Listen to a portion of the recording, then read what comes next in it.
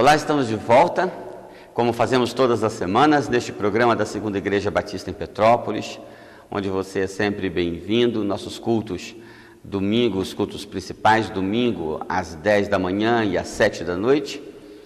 E nós estamos refletindo desde a última semana sobre o tema Tenha cuidado de você mesmo, ou cuide de você mesmo.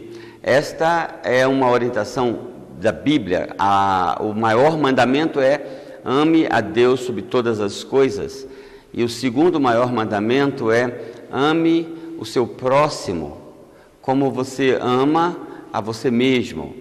Se nós entendermos que amor é algo muito concreto, amor tem a ver com aquilo que você obedece, a sua atitude, a sua prática. Não é algo abstrato, não é amor dos filmes de Hollywood. Amor, quando Deus diz ame a Deus, Ele está falando de algo muito concreto, de uma decisão que você toma, de fazer aquilo que é adequado, aquilo que é devido, porque Deus merece o primeiro lugar na nossa vida. E então ame o seu próximo. Isso também está se referindo não a um linguajar, não a projetos do coração apenas, ou a emoções, mas a algo muito concreto. Você decide servir o próximo, viver em função de ajudá-lo a minimizar dores, a servir a pessoa que está próxima a você. Acontece que esse amor ao próximo deve ser exercido como nós amamos a nós mesmos. Esse cuidado que temos que exercer para com o próximo, também temos que exercer para com a nossa própria vida. Então a Bíblia, ela é muito explícita em nos orientar a termos cuidado com a nossa própria vida.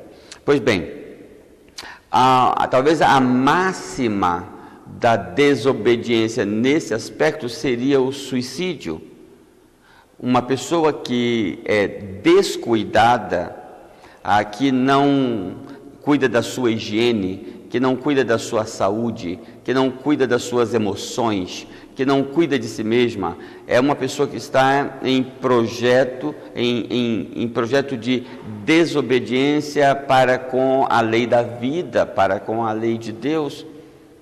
Um povo de Deus é, em tese, um povo de ordem, um povo organizado, um povo que se cuida.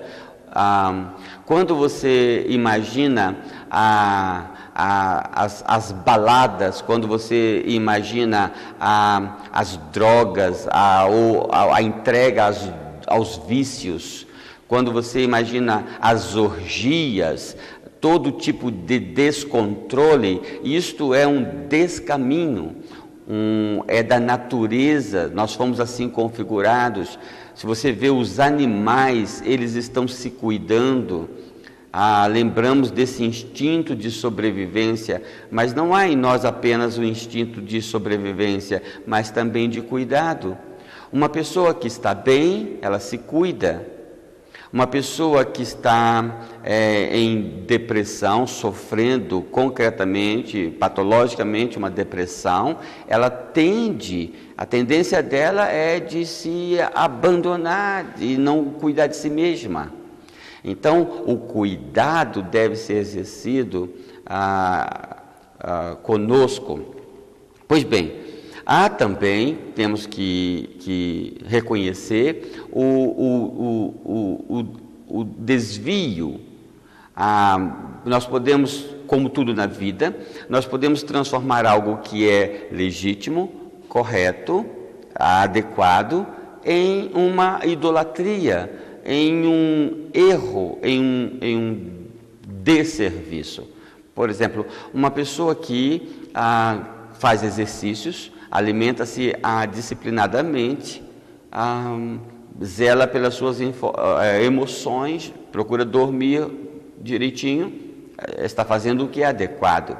Uma pessoa que entende que o seu corpo é a razão da existência e vive em função do corpo, quer dizer, ela fica mais na academia do que com a família, ela não tem tempo para ir à igreja, ela não tem tempo para ir ao aniversário da sobrinha, mas ela tem tempo para a academia ou para os produtos de beleza e cosméticos, enfim, ela vive em função da estética e do corpo, com prejuízo para outras áreas. Ela não estuda, ela não lê livros, ela não cresce profissionalmente, ela não cuida da sua vida espiritual, então ela não cuida da sua vida familiar, ela não cuida da sua vida emocional, então ela só pensa que a existência, que o ser se resume no corpo e na beleza, na estética. Isso é um desvio, isso é um desserviço, isso é um descuido, vamos dizer assim, se o nosso tema é o cuidado.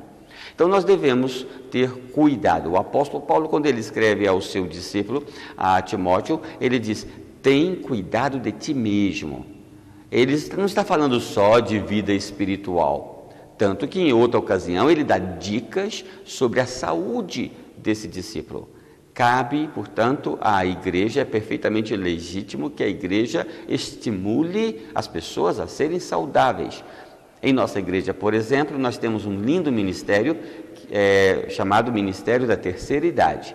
Este ministério desenvolve várias ações, exercícios e programações para estimular aqueles que são mais idosos da nossa igreja e também que não são membros da nossa igreja, mas que são amigos da igreja. Eles vêm, eles participam e eles são beneficiados.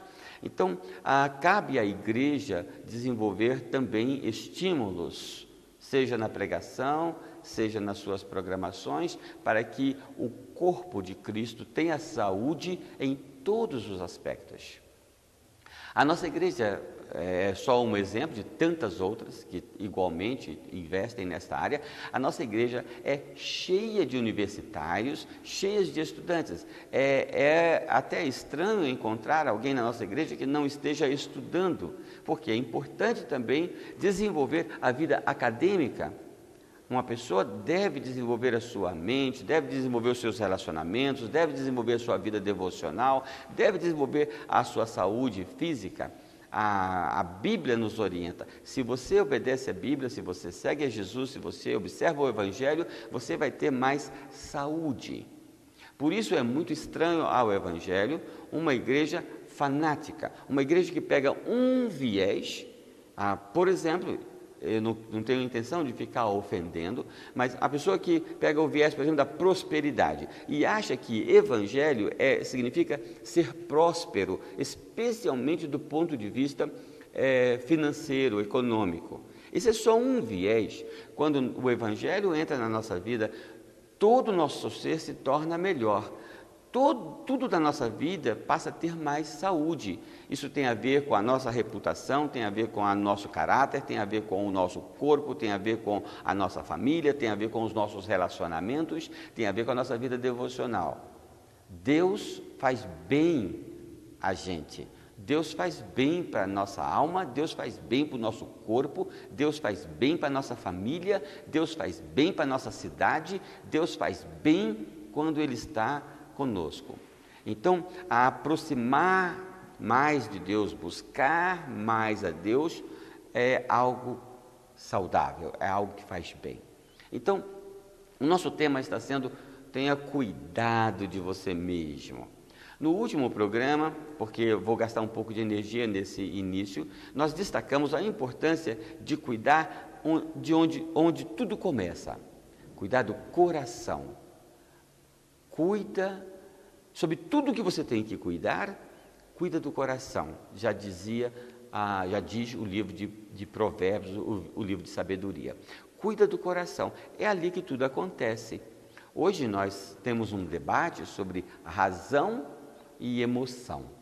Quando o Senhor Jesus advertiu os discípulos sobre a importância desse assunto, ele disse: você não pensa, você não reflete, o seu coração está endurecido. Então ele ligou ao cérebro, as funções do cérebro com as funções do coração como o centro da emoção. Então, o cérebro e o coração representam aí, digamos, a nosso viés emocional e o nosso viés de razão, racional. Então, esses dois vieses, esses dois momentos da nossa vida, eles processam tudo. Então, nós temos que ter cuidado com a nossa mente e com o nosso coração, porque eles recebem tudo. Eles recebem as informações e eles processam. Se a nossa mente não está boa, se o nosso coração está endurecido, então tudo vai ser mal processado. Então a Bíblia diz que nós temos que ter a nossa mente firmada em Deus. A Bíblia diz que nós temos que ser transformados pela renovação da nossa mente. E a Bíblia diz que nós temos que guardar o coração. Do coração procedem todas as fontes da vida. Então, se você tem um coração saudável, uma mente saudável, então você vai poder processar bem tudo que chega, todas as informações que chegam até você. E isso vai bem processado, resulta em vida, resulta em coisa boa. Quando o coração está defeituoso, quando a mente está bamba, então tudo, mesmo que você receba boas orientações, boas informações, tudo é mal processado. Por isso que um bom professor, um bom pai, um bom pastor, um bom mentor podem conseguir muito pouco, porque o coração e a mente daquele aluno, daquele discípulo, daquele filho, estão machucados, estão desregulados, não estão afinados. Então, todo bom conselho, ele não é recebido. Jesus fala disso quando ele diz a parábola das sementes, que na verdade deveria ser parábola dos solos, que a mesma semente foi jogada em lugares diferentes, no meio do espinheiro, na pedra e numa terra boa, numa terra fofa. Então, o nosso coração, a nossa mente deve ser essa terra boa que recebe a semente, que acalenta a semente e então ela cresce e produz. Tenha cuidado de você mesmo. E como dissemos, comece tendo um coração bom, um coração sensível, um coração desapegado.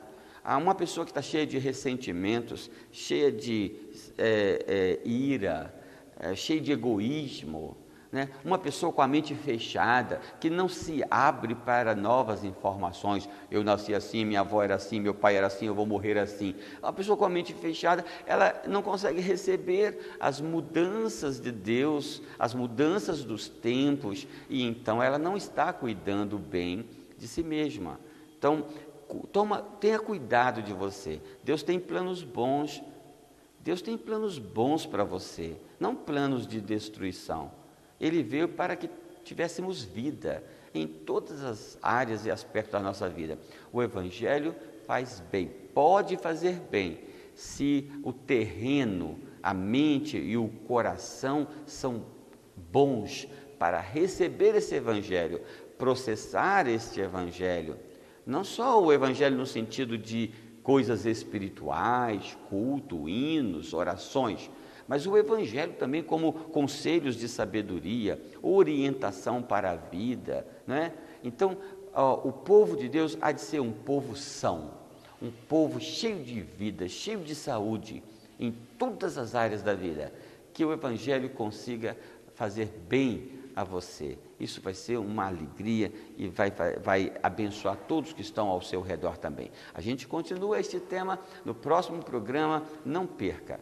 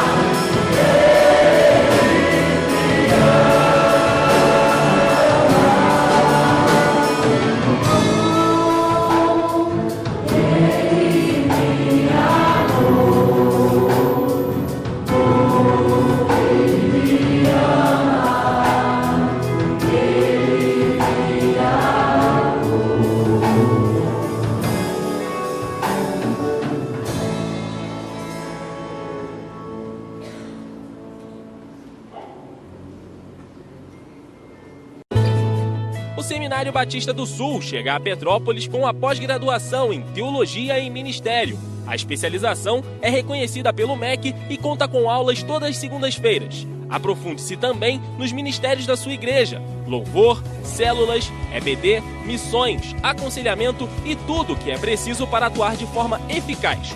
O curso será ministrado na Segunda Igreja Batista de Petrópolis, na Rua Teresa, número 150. Informações: www.seminariodosul.com.br.